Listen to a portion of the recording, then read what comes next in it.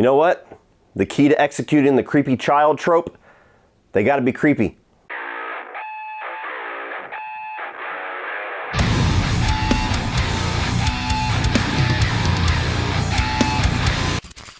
What is going on, everybody, and welcome to my next John Carpenter review, and we've arrived at 1995's Village of the Damned. Now, Village of the Damned is a story that was told previous to this. It was originally a novel. It was adapted into a film in 1960, I believe, so whether you want to call this a readaptation or a remake, this is John Carpenter yet again taking on an older story and bringing his own style to it. It starred Christopher Reeve, and it also came out in the 90s, which was a time where admittedly, John Carpenter's career wasn't in the strongest state, and pretty much every movie seemingly that I've reviewed or looked at from the 90s always finds some detail in there where it feels like John Carpenter was more or less just a director for hire and didn't have the most passion for what he was actually doing. And it's such a shame to keep reading that in the production history, that one of my favorite, if not my favorite director, and a director that has delivered so many all-time classics, just has so many films in his filmography that he just gave no fucks about. But essentially, Village of the Damned tells a story of this quiet little farm town in the middle of the country, and one day this mysterious black cloud goes over the town. Every single person, man, woman, and child, and I think even animal inside of this town, just goes unconscious for like 10 hours or something. They wake back up, and 12 of the women in this town who were rendered unconscious are seemingly pregnant, with no discernible reason why they would be pregnant. One person not even having her husband in town, and the other person being a virgin. And for some bad decision making mixed in with some clairvoyant dreams, they all decide to carry through with the pregnancy. They give birth to these children that seem hyper intelligent. They have albino hair and these like marble eyes, and seemingly start to show these psychic powers and some very sinister motivations. Now, this was a first-time watch for me, but I have seen pieces of this movie before. I don't remember if it was HBO or Cinemax or whatever. This used to play regularly back in the early 2000s on my TV, so I had seen chunks of this. I had seen the ending of it a number of times. I had seen Kirstie Alley's death a number of times, but as far as starting from the beginning of the movie and watching all the way through to the end, this was my first experience with it. And while I had a lot of curiosity and a lot of hope for this one, it's unfortunately one of my least favorite films that I've seen from John Carpenter so far, and it's no question for me why this is not one of his celebrated movies, or even kind of one of his more underappreciated movies from a lot of people. Just nobody talks about it. I get it. But really quick, before we get into all the reasons why I understand that being its legacy, let's take a brief moment to talk about the sponsor of today's video, Temu. Temu is an online marketplace where I found a whole bunch of cool and inexpensive things for horror fans. I got a 6-pack of these little horror figurines. I didn't know these were actual size. A massive collection of stickers for water bottles and such. Look, it's a little Billy. I want you to download Temu. Vintage horror posters, as if I had any more room on these walls. I even got some ornaments to get ready for Christmas early. We're definitely celebrating in my style this year. I even got my own Krite. Jealous, Brian? We could even move into the video production side of things, and I got this face tracking tripod that tracks your movements while you record, and a video making kit to help with some cell phone videos with a cell phone holder, an LED light, even a microphone built right in. But the star of the show is absolutely this waterproof Bluetooth speaker. I love listening to music and podcasts and YouTube videos while I'm showering and shaving and doing all the other manly grooming duties. And I always have trouble even when I put my cell phone on full blast. I can't put it in the shower with me, and so there's always the ambient noise of a shower that just takes over the music. Not anymore. And the best part is I got this Bluetooth speaker for only $1 exclusively on the Temu app. This special offer is available for new Temu app users. Just scan the QR code on the screen and use the code DKV8593 to claim it. And I've also arranged for a $100 coupon bundle for all of my viewers, so check the link in the video description below to fully explore the Temu app. They have $1 lightning deals every single day, along with even more activities beyond what they have on their website. So check all this out on the Temu app, snag some of this cool horror swag for yourself, and thank you to Temu for sponsoring today's video. So starting off with the positives for Village of the Damned, Christopher Reeve as your central protagonist here gives a great performance. It's easily the best performance in the film, and for me, it's really one of the only things that keep this from being a complete failure. And I'm actually somebody, despite him being this very iconic and celebrated actor, I don't have too much experience with Christopher Reeve's work. I still have not seen any of his Superman films. I know. What the hell did you just say? But this and a movie called Above Suspicion with him and Kim Cattrall are the only movies I've ever seen him in, both of which he does very good in. But here, he gives a really good performance as somebody who is comforting and supportive. He's this doctor in town and a teacher, and throughout the movie he has to get a lot more suspicious towards these kids. He has certain scenes, one in particular where he's like challenging the fact that they don't have any emotion towards anything. That's really solid and really stand out. Empathize with your plight. You should feel! You should feel something! Without feelings, you're nothing. There's a scene where his wife commits suicide and all you really get is the audio of him reacting to it that is very good. So he's the shining star of this movie. He is the reason to watch it if you are going to watch it. I like the central idea of this town mysteriously, just everybody passing out and then having these mysterious pregnancies, and then the result of those pregnancies turning out to be something very evil and sinister. Like, the details of that story can go in so many different cool and sick, twisted directions that that's kind of my main disappointment with the movie, even though this is something that I'm praising. I like the idea. I like the central premise. I would like to see somebody, yet even today, take that premise and do something cool and twisted with it. The creepy kid trope in horror is effective because it's consistently something that does unnerve you. You know, kids are kind of the picture of innocence most times in horror, and when you twist that and turn it on its head and make them the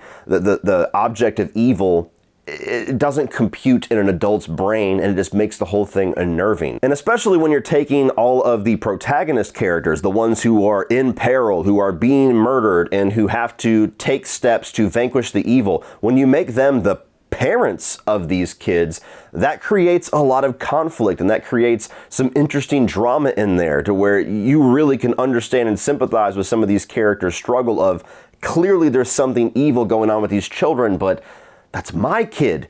Where do you draw the line between love and acknowledgement of evil? John Carpenter's score is pretty good here. It's not a standout by any means, but it's not a negative on the movie. You know, he did do the score for this one, and there's a number of movies here recently where he decided not to do the score. So whenever you see music by John Carpenter, as a Carpenter fan, I always get a little bit perked up wanting to know what different styles he's going to bring into this one. And so it's classic Carpenter, but it's fine. And finally, I thought that Thomas Dekker did pretty good as David. David is the only one of these group of children that actually has the ability to sympathize and understand human emotion. And so he's kind of the only one of the group that actually has a bit of an arc and has some distinct personality to them. The rest of them are kind of like this hive minds, just numb personality. So I thought that that was an interesting piece to this. I would have liked to have seen more done with that character, but for the bit that we do get here, he is the one of this group that is the most interesting by a landslide. Moving on to the mixed, I think that Kirstie Alley's performance is something that I'm very torn on in here. I've always liked her back in the day on things like, you know, It Takes Two and Cheers, and you get her here as this very, not necessarily corrupt, but kind of heartless doctor. She is the scientist. She's the one who takes charge of this situation and is the figurehead of the government in this situation. And you can tell she cares for the people here, and she cares for these pregnant women, and to an extent she cares for the kids, but she also has that heartless side of her that's there just for the research and just for the data. And so her performance, I think by design, is kind of emotionless, and she's meant to be very much this hard-edged person. And so that kind of makes her a bit hard to sympathize with throughout the film, even though she has by a landslide the most painful death in the film.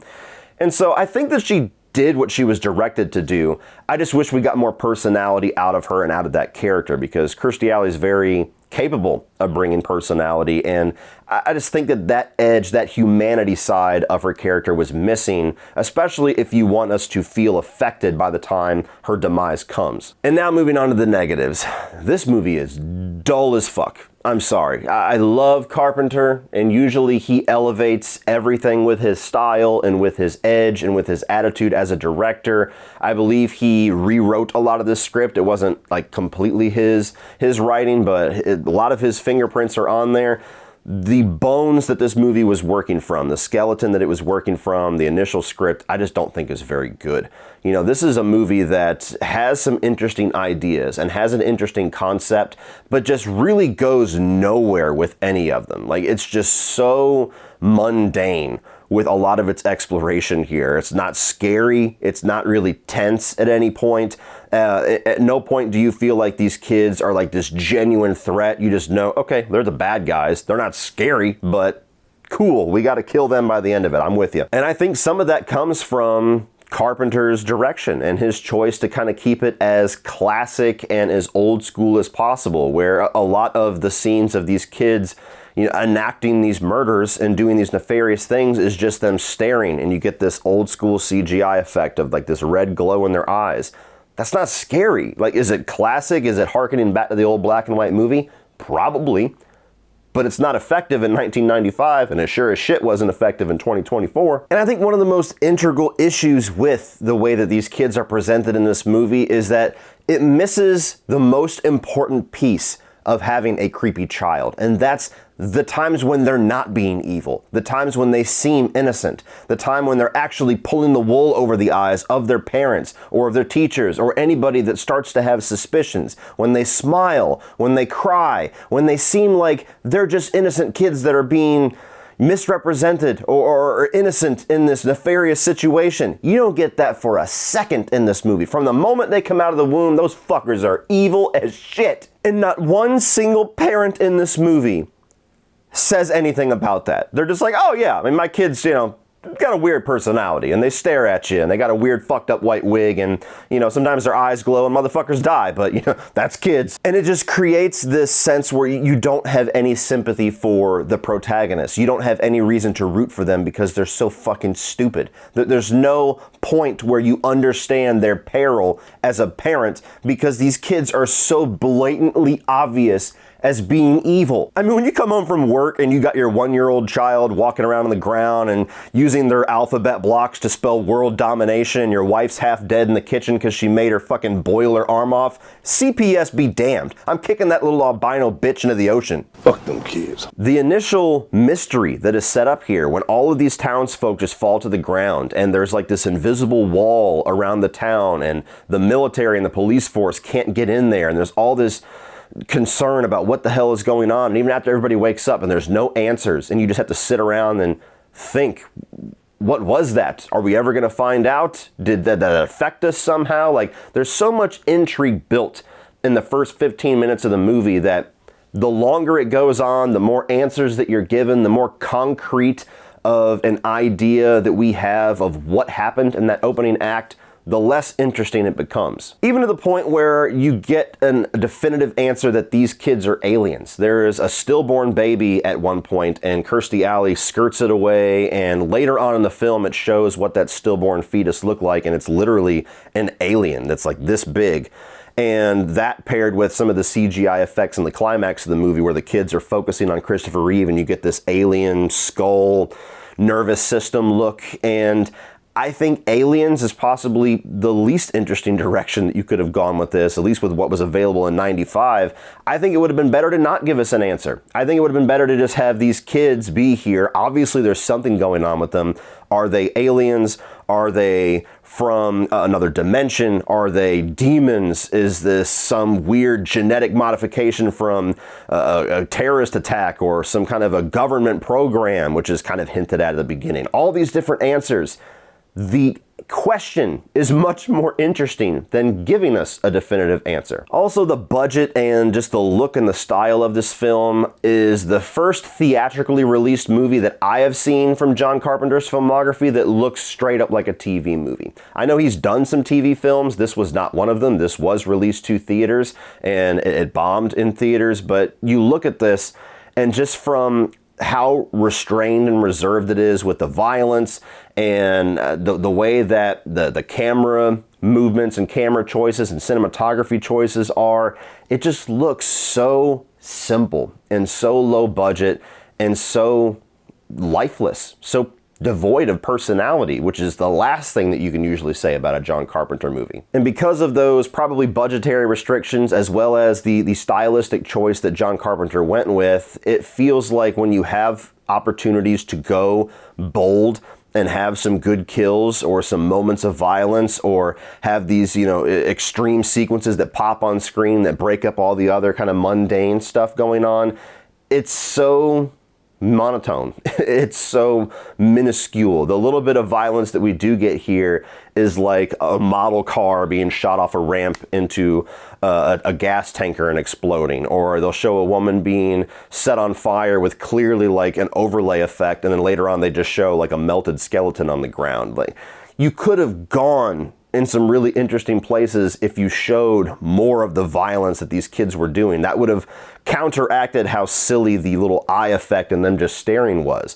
But they don't go that route. So even the most horror-centric sequences in this movie don't really make an impact. Beyond all of that, like, there's just so many stupid character decisions here. There is so much of a question of logic that you have as a viewer. There's moments in the film where things just don't add up. I mean, from the beginning of the movie where you have this cloud and you have this event where the whole town has seemingly been engulfed in this trance or whatever it is, and they're trying to send people into the town, and as soon as you get within the city limits, you just fall down too.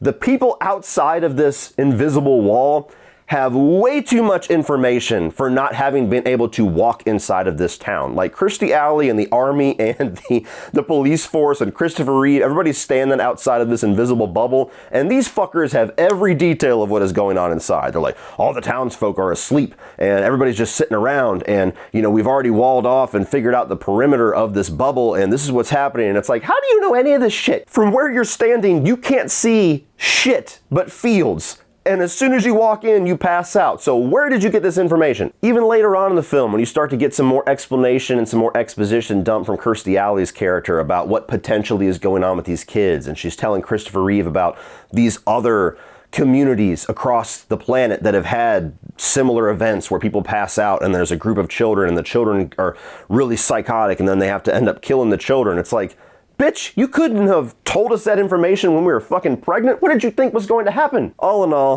the movie was okay. Like, it wasn't like a pain to get through. It was interesting enough in spots, but especially with the name John Carpenter attached to it, it just seemed like one of his more dull movies. And dull is never the word that I like to describe John Carpenter films. Does he miss sometimes? Sure. Does the movie not come together all the way for my own personal taste sometimes? Sure. But his stuff is never dull, it's never boring, and this one was, in my opinion. Well, that's it for this one, guys. If you enjoyed that, please click over here for all of my 2024 new release reviews. I'm also going to put the John Carpenter review playlist up here for you to check out everything else that I've reviewed. Also, make sure you click that link down below and download the Temu app, and like, share, and hit subscribe so you don't miss everything in the future. As always, remember, opinions are like assholes, but that doesn't mean you have to be.